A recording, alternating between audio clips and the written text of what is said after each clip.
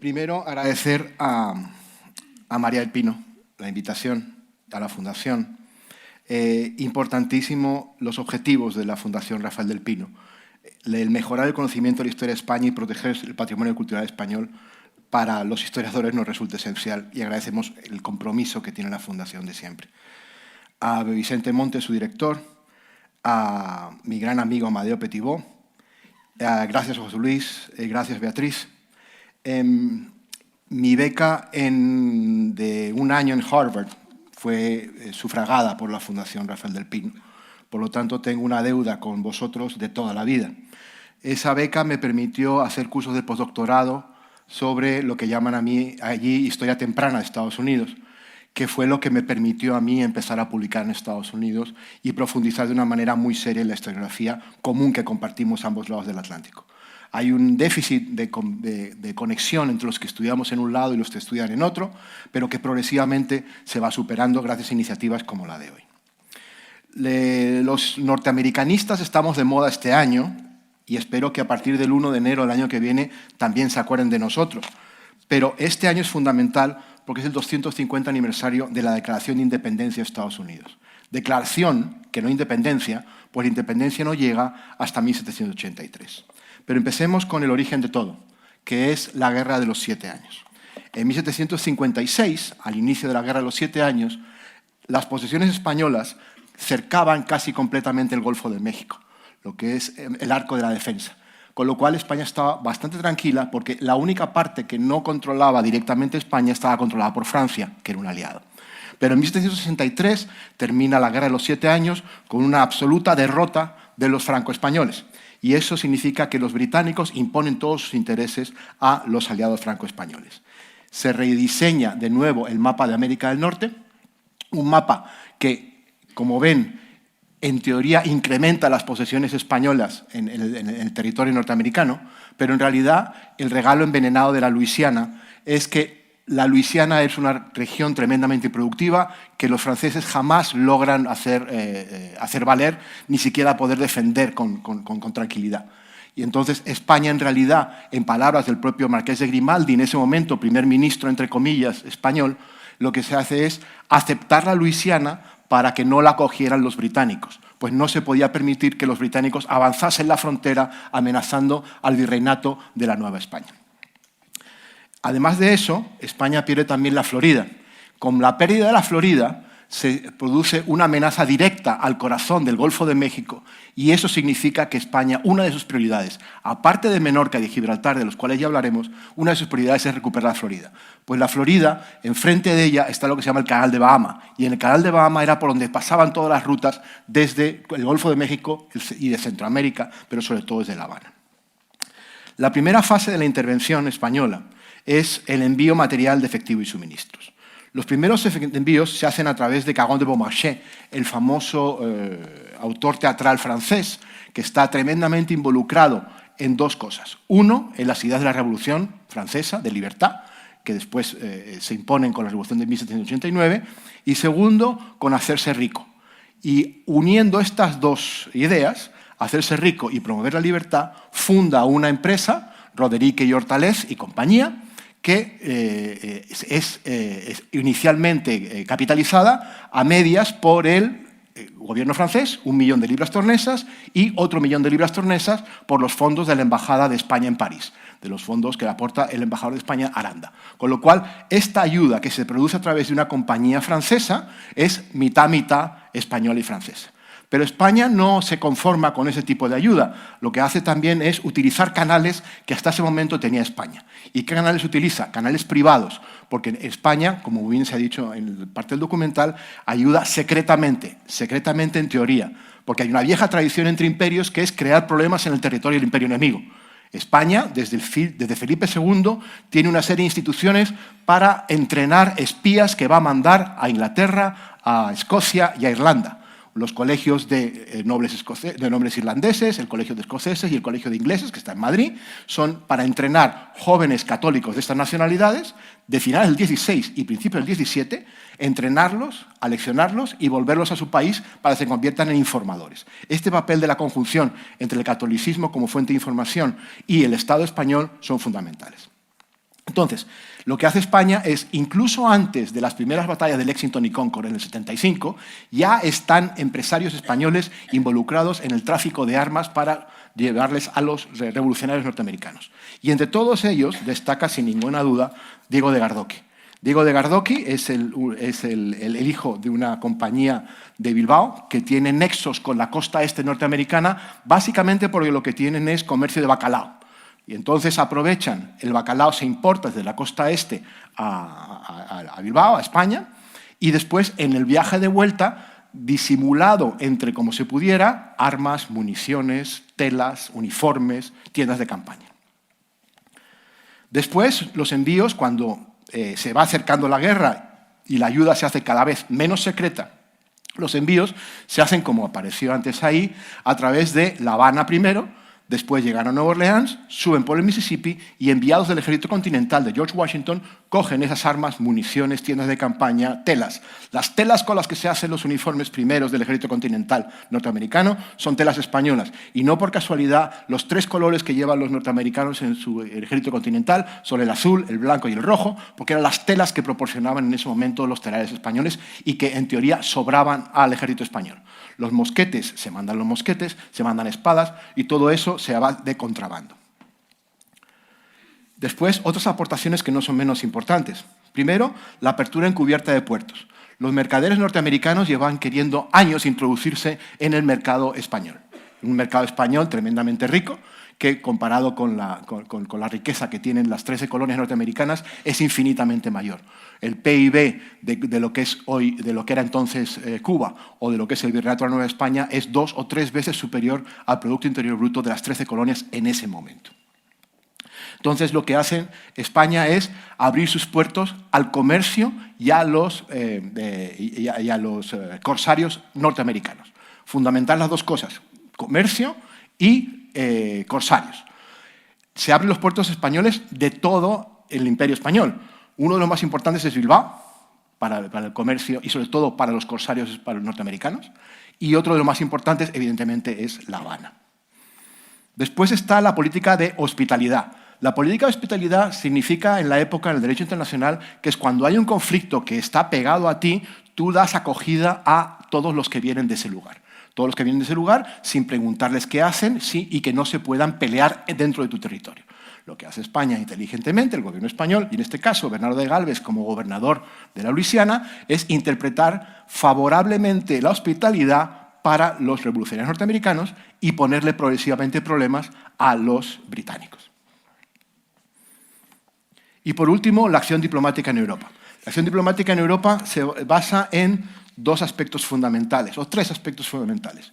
Uno es los espías, la red de espionaje que despliega España antes de la Revolución y durante la Revolución, primero controlada por la Embajada de España en Londres y después controlada por la Embajada de España en París.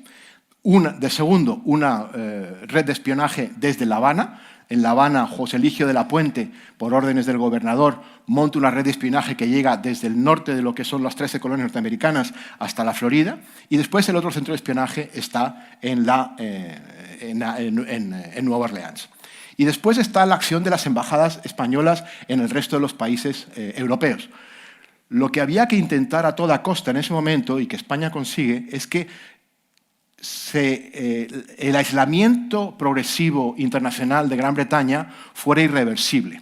Y para eso lo que hace es una serie de gestiones por parte de nuestras embajadas en Prusia, en el Reino de las Dos Sicilias, pero sobre todo en Moscú. En San Petersburgo, perdón. En San Petersburgo lo que hace es promover de una manera muy solapada lo que se llama la Liga de Neutralidad Armada, que es una propuesta de la zarina para que los países que no están involucrados en la guerra puedan comerciar libremente. Con lo cual eso significa que en realidad el comercio libre significa ir dando materiales y armamento a los revolucionarios. La primera fase de la intervención española se resume muy bien con la frase del conde de Floridablanca: prepararse para la guerra como si fuera inevitable, pero hacer todo lo posible por evitarla. Lo que busca España en este momento es una serie de objetivos que deja escritos negro sobre blanco cuando se firman los acuerdos entre España y Francia por los cuales España se incorpora en la guerra. Y básicamente son 2 objetivos europeos y otros objetivos americanos. Los objetivos europeos son, en primer lugar, Gibraltar y Menorca. Y los objetivos no europeos está la recuperación de la Florida, la expulsión de los británicos de Centroamérica y el control por parte español también de la abolición de los derechos de palo de tinte que habían dado los norteamericanos, que habían dado en el Tratado de Utrecht a los británicos. De todo eso, como veremos más adelante, se consigue todo menos uno. Entra España en la guerra en el 79, en junio del 79. Y lo primero que pasa es que la primera consecuencia es la superioridad numérica aliada. Ahí tienen los números, no siempre fáciles de obtener, de cuáles eran los navíos de línea. Un navío de línea es un barco que tiene más de 70 cañones. Son los equivalentes a los destructores actuales o incluso a los portaaviones actuales. Son buques de tremenda complejidad técnica y que son la punta de lanza de todas las armadas. Aparte de las armadas, de tener estos navíos de guerra, tienen fragatas y otra serie de buques. Pero la potencia de fuego de las armadas se mide por el número de buques. Y como ven muy bien, si en el 78 los británicos tenían 117 y los franceses 79, la incorporación de España hace que haya superioridad numérica directamente de los aliados. Esta superioridad numérica se traduce, primero, en que Gran Bretaña pasa a la defensiva. Por lo tanto, no puede atacar donde, cómo y cuando quiera. Y lo que sucede es justo al revés, que ahora la iniciativa pasa al bando aliado que hasta este momento no había tenido. Y España, como sabía que era absolutamente necesaria para Francia, para poder conseguir sus objetivos, Francia, hasta que España entra en la guerra, Francia la está perdiendo, o por lo menos está exquisitamente equilibrada, pero más tirando del lado británico. Lo que hace España es imponer sus objetivos en la guerra, pero no solo impone sus objetivos, impone también sus prioridades estratégicas, como ahora veremos. Lo que es importante tener en cuenta es que la guerra de independencia de Estados Unidos es una más de las muchas guerras que hubo por el control imperial de América durante el siglo XVIII. Las tropas luchando en Pensacola, como ven, hay más o menos el mismo número de españoles luchando en Norteamérica en el 81 que lo que hay de franceses. Por lo tanto, la aportación española es esencial.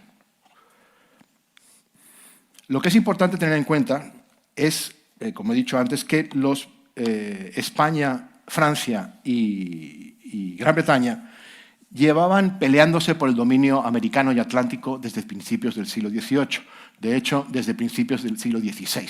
Pero lo que se concentra en el XVIII quiere decir que es una guerra global que tiene una serie de escenarios de guerra. Ahí, como ven, están señalados en rojo los tres escenarios principales, que es el europeo, el escenario americano y el escenario asiático, que es un escenario muy importante porque lo que hace es hacer perder la potencia de fuego que podrían los británicos concentrar contra las 13 colonias, tienen que dispersarse también para Asia. De hecho, hay un intento de una escuadra británica que se manda a través de Asia con destino al Virreinato del Perú para atacarlo. Lo que pasa es que hay una revuelta de Hyder Ali en ese momento en la India que produce que esa escuadra que se manda para allá tenga que quedarse defendiendo los asentamientos británicos del ataque de Hyder Ali. Con lo cual es una guerra, como vemos, global. Cada teatro afecta al otro. Y ahora veremos un poco a poco los diferentes teatros de operaciones. El primero de todos es lo que llaman los ingleses la otra armada, en referencia a la de 1588. En esta ocasión, esta otra armada es una iniciativa del conde de Aranda y es un intento por parte de los aliados franceses y españoles de hacer una operación conjunta de desembarco en Plymouth. Después de desembarcar en Plymouth, la idea era atacar Londres, no para invadirlo, sino para crear un pánico bursátil que obligase al gobierno de Londres a pedir la paz. Al final, problemas en la coordinación, problemas de enfermedades que se desatan en las propias escuadras, sobre todo en la escuadra francesa. Después un problema también, como señala Ari Ferreiro, de no se entendían las señales entre uno y otro. Al final no se llega a producir este intento de invasión. El segundo teatro de operaciones que vemos es el norteamericano, que está liderado por Bernardo de Gálvez desde la Luisiana. Bernardo de Gálvez es nombrado gobernador interino y coronel del Regimiento de Infantería Fijo de la Luisiana. Llega en el 77, el 1 de enero del 77, y lo primero que hace es apaciguar a la población local que se había rebelado contra la soberanía española en el 67. Y la apacigua de muchas maneras, entre otras siendo simpático y casándose con una local.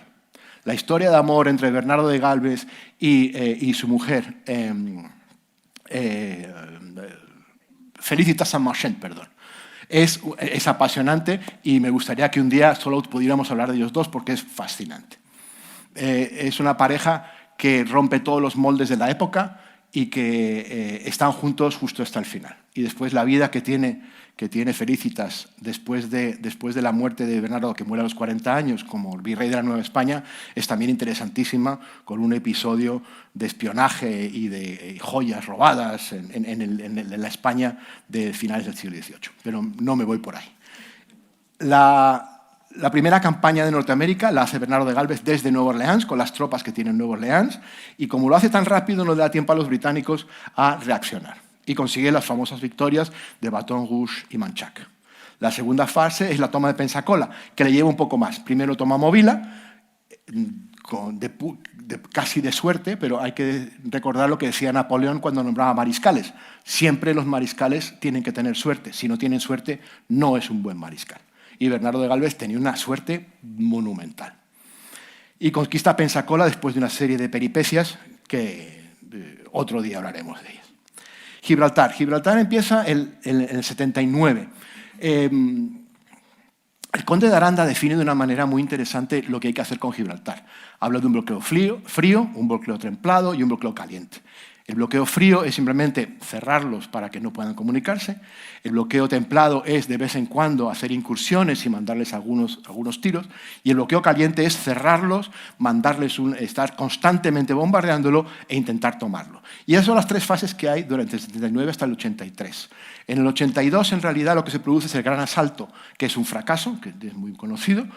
Se intenta con el duque de Crillon, al mando de las tropas franco-españolas, un asalto con una serie de baterías flotantes que no funcionan y al final terminan en un desastre. Pero estuvo bastante cerca de conseguirse.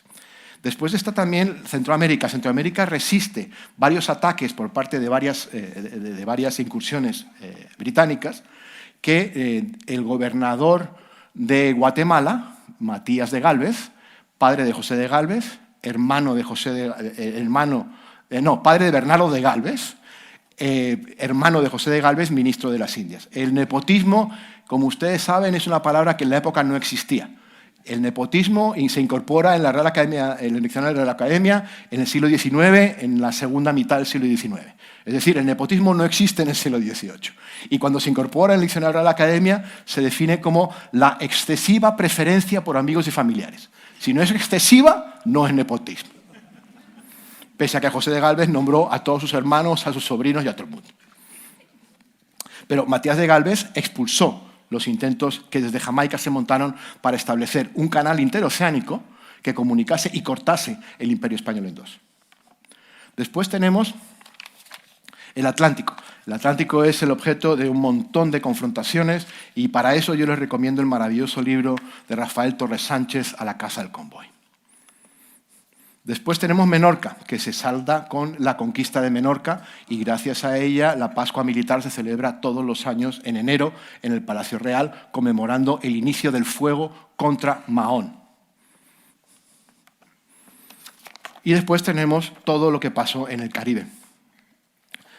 Lo que sí quisiera yo ahora hablar brevemente es de las consecuencias de la Guerra de Independencia de Estados Unidos. Primero, para Gran Bretaña. Gran Bretaña es la gran perdedora en este juego. Se termina lo que se llama su primer imperio y empieza el segundo imperio británico. El segundo imperio británico que está motivado por el siguiente razonamiento del gobierno inglés. Pero tal cual está en las actas del Consejo de Ministros británico. Los americanos, los de las 13 colonias, se habían rebelado reclamando sus derechos como súbditos británicos. Entonces, el Segundo Imperio tenía que quedar muy claro que no eran súbditos británicos y que no tenían ningún tipo de derecho. Con lo cual, en el Segundo Imperio, las condiciones que imponen los británicos a sus subordinados en las colonias son muy distintas a las condiciones que tenían sus subordinados en las 13 colonias norteamericanas durante el Primer Imperio. Y eso se entiende muchísimo en cómo está estructurado el Imperio Británico a partir de 1783. Para Francia, Francia lo que entra en la guerra básicamente es, primero, no tiene territorios ya en Norteamérica, con lo cual es muy libre de hacer lo que quiera en el territorio. Y segundo, lo que quiere es recuperar su poder y su prestigio internacional, que efectivamente recupera durante este periodo, pero a un costo monumental. No es que el coste de la guerra de la independencia de Estados Unidos es el factor determinante de la bancarrota del Estado francés. El Estado francés ya tenía muy serios problemas de liquidez y de conseguir impuestos. Pero si es la última gota que colma el vaso, que obliga en última instancia al rey Luis XVI a tener que convocar los Estados Generales, y eso es la primera ficha al dominó que lleva a la Revolución Francesa. Y por último, para España. España, en realidad, lo que se produce aquí es el cénit de su poder imperial. Es un territorio tan grande y tan extenso que es difícilmente controlable. Es la historia del avance, casi vamos a morir de éxito, porque este es el momento en el cual la extensión territorial, quizá un poquito más tarde con Nootka, pero en este momento, en estos años, es la extensión territorial más grande. Lo que pasa es que los mapas son todos mentira, son una convención. Los historiadores y los geógrafos tenemos eso muy claro. Un mapa es una cosa que hacemos los humanos sobre un terreno que no tiene que decir nada. Y esta convención, lo que dice allí, lo que está marcado como español, que eso está bajo soberanía española. Pero es más mentira, eso no es así. Lo que está es bajo soberanía teórica española, pero el control de la corona española sobre esos territorios es a través de los grupos indígenas. Este es un mapa de 1783, de 1790, que es la Paz de París, como ven, lo mismo, pero en un mapa contemporáneo. Y lo que quiero aquí es señalar esto. Es el control del territorio ejercido por España, no directamente, del territorio norteamericano, no directamente, sino a través de sus acuerdos con los diferentes grupos indígenas. Son acuerdos, se pasa lo que algunos historiadores han llamado de la conquista por la espada a la conquista por contrato. Esta es la conquista por contrato del siglo XVIII.